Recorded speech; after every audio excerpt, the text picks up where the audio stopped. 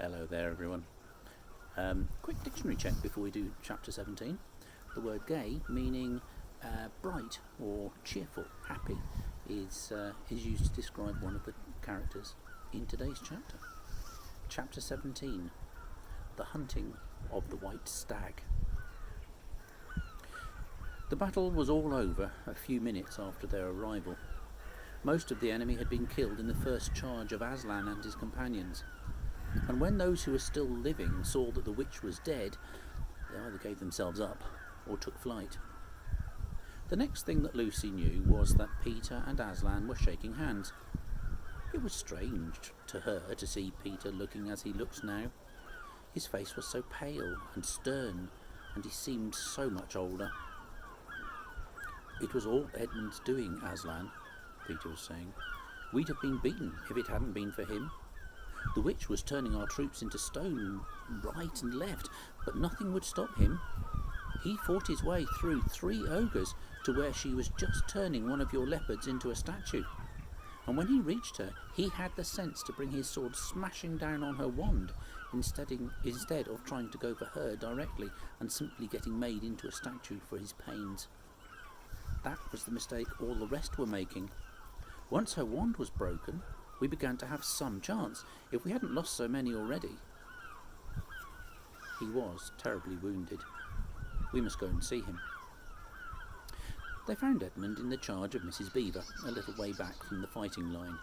He was covered with blood, his mouth was open, and his face a nasty green colour. "Quick, Lucy," said Aslan. And then, almost for the first time, Lucy remembered the precious cordial that had been given to her for a Christmas present. Her hands trembled so much that she could hardly undo the stopper, but she managed it in the end and poured a few drops into her brother's mouth. "There are other people wounded," said Aslan, while she was still looking eagerly into Edmund's pale face and wondering if the cordial would have any result. "Yes, I know," said Lucy crossly. "Wait a minute." "Daughter of Eve," said Aslan in a graver voice. "Others also are at the point of death. Must more people die for Edmund?" "I'm sorry, Aslan," said Lucy, getting up and going with him, and for the next half hour they were busy, she attending to the wounded, while he restored those who'd been turned into stone. When at last she was free to come back to Edmund, she found him standing on his feet and not only healed of his wounds, but looking better than she had seen him look for ages. In fact, ever since his first term at that horrid school, which was where he had begun to go wrong. He had become his real old self again, and could look you in the face. And there, on the field of battle, Aslan made him a knight. "Does he know," whispered Lucy to Susan, "what Aslan did for him? Does he know what the arrangement with the witch really was?" "Hush! No, of course not," said Susan. "Well, wouldn't he be told?" said Lucy. "Oh, surely not," said Susan. "It would be too awful for him. Think how you'd feel if you were he." "All the same, I think he ought to know," said Lucy, but at that moment they were interrupted. That night they slept where they were. How Aslan provided food for them all, I don't know, but somehow or other they found themselves all sitting down on the grass to a fine high tea at about 8 o'clock. The next day they began marching eastward down the side of the great river, and the next day after that, at about tea time, they actually reached the mouth. The castle of Cair Paravel on its little hill towered up above them. Before them were the sands with rocks and little pools of salt water and seaweed, and the smell of the sea and long miles of bluish-green waves breaking for ever and ever on the beach. Oh, the cry of the seagulls. Have you heard it? Can you remember? That evening, after tea, the 4 children all managed to get down to the beach again and get their shoes and stockings off and feel the sand between their toes. But the next day was more solemn. For then, in the great hall of Cair Paravel, that wonderful hall with the ivory roof and the west wall hung with peacock's feathers, and the eastern door which looks towards the sea, in the presence of all their friends, and to the sound of trumpets, Aslan solemnly crowned them and led them to the 4 thrones amid deafening shouts of "Long live King Peter! Long live Queen Susan! Long live King Edmund! Long live Queen Lucy!" Once a king or queen in Narnia, always a king or queen. Bear it well, sons of Adam, bear it well, daughters of Eve, said Aslan. And through the eastern door, which was wide open, came the voices of the mermen and the mermaids swimming close to the shore and singing in honour of their new kings and queens. So the children sat on their thrones and sceptres were put in their hands, and they gave rewards and honours to all their friends, to Tumnus the fawn, and to the beavers, and giant Rumblebuffin, to the leopards and the good centaurs, and the good dwarves, and to the lion.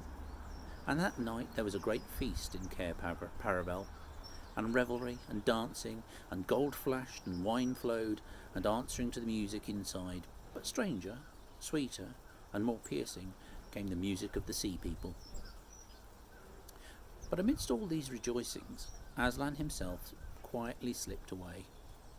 And when the kings and queens noticed he wasn't there, they said nothing about it. For Mr. Beaver had warned them. "He'll be coming and going," he'd said. "One day you'll see him, and another you won't. He doesn't like being tied down, and, of course, he has other countries to attend to. It's quite all right. He'll often drop in, only you mustn't press him. He's wild, you know. Not like a tame lion." And now, as you see, this story is nearly, but not quite, at an end. These 2 kings and 2 queens governed Narnia well, and long and happy was their reign. At first, much of their time was spent seeking out the remnants of the White Witch's army and destroying them, and indeed for a long time there would be news of evil things lurking in the wilder parts of the forest, and a haunting here and a killing there, a glimpse of a werewolf one month and a rumour of a hag the next. But in the end, all that foul brood was stamped out, and they made good laws and kept the peace and saved good trees from being unnecessarily cut down, and liberated young dwarfs and young satyrs from being sent to school, and generally stopped busybodies and interferers, and encouraged ordinary people who wanted to live and let live. And they drove back the fierce giants, quite a different sort from giant Rumblebuffin, in the north of Narnia, when these ventured across the frontier. And they entered into friendship and alliance with countries beyond the sea, and paid them visits of state, and received visits of state from them. And they themselves grew and changed as the years passed over them. And Peter became a tall, deep-chested man, and a great warrior, and he was called King Peter the Magnificent. And Susan grew into a tall and gracious woman with black hair that fell almost to her feet, and the kings of the countries beyond the sea began to send ambassadors asking for her hand in marriage. And she was called Queen Susan the Gentle. Edmund was graver and quieter man than Peter, and great in counsel and judgment. He was called King Edmund the Just. But as for Lucy, she was always gay and golden-haired, and all princes in those parts desired her to be their queen, and her own people called her Queen Lucy the Valiant. So they lived in great joy, and if ever they remembered their life in this world, it was only as one remembers a dream. And one year it fell out that Tumnus, who was a middle-aged fawn by now and beginning to be stout, came down river and brought them news that the White Stag had once more appeared in his parts. The White Stag who would give you wishes if you caught him. So these 2 kings and queens, with the principal members of their court, rode a-hunting with horns and hounds in the western woods to follow the White Stag. And they'd not hunted long before they had sight of him, and he led them at a great pace over rough and smooth, through thick and thin, till the horses of all the courtiers were tired out, and these 4 were still following. And they saw the stag enter into the thicket, where their horses could not follow. Then said King Peter, for they talked quite a different style now, having been kings and queens for so long, "Fair consorts, let us now alight from our horses, and follow this beast into the thicket, for in all my days I never hunted a nobler quarry." "Sir," said the others, "even so let us do." So they alighted and tied their horses to trees and went into the thick wood on foot. And as soon as they had entered it, Queen Susan said, "Fair friends, here's a great marvel, for I seem to see a tree of iron." "Madam," said King Edmund, "if you look well upon it, you shall see a pillar of iron with a lantern set atop thereof." "By the lion's mane, a strange device," said King Peter, "to set a lantern here where the trees cluster so thick about it, and so high above it, that if it were lit, it should give no light to man." "Sir," said Queen Lucy, "by likelihood, when this post and this lamp were set here, there were smaller trees in the place, or fewer, or none. For this is a young wood, and the iron post is old." And they stood looking upon it. Then said King Edmund, "I know not how it is, but this lamp on the post worketh upon me strangely. It runs in my mind that I've seen the like before, as it were in a dream, or in the dream of a dream." "Sir," answered they all, "it is even so with us also." "And more," said Queen Lucy, "for it will not go out of my mind that if we pass this post and lantern, either we shall find strange adventures, or else some great change in our fortunes." "Madam," said King Edmund, "the like foreboding stirreth in my heart also." "And in mine, fair brother," said King Peter. "And in mine too," said Queen Susan. "Wherefore, my counsel, we shall lightly return to our horses and follow this white stag no further." "Madam," said King Peter, "therein I pray thee to have me excused, for never since we four were kings and queens in Narnia have we set our hands to any high matter as battles, quests, feats of arms, acts of justice, and the like, and then given over. But always what we have taken in hand, the same we have achieved." "Sister," said Queen Lucy, "my royal brother speaks rightly, and it seems to me we should be shamed if, for fearing any foreboding, we turned back from following so noble a beast as we now have in chase." "And so say I," said King Edmund, "and I have such desire to find the signification of this thing that I would not by my good will turn back for the richest jewel in all Narnia and all the islands." "Then in the name of Aslan," said Queen Susan, "if ye all will have it so, let us go on, and take the adventure that shall fall to us."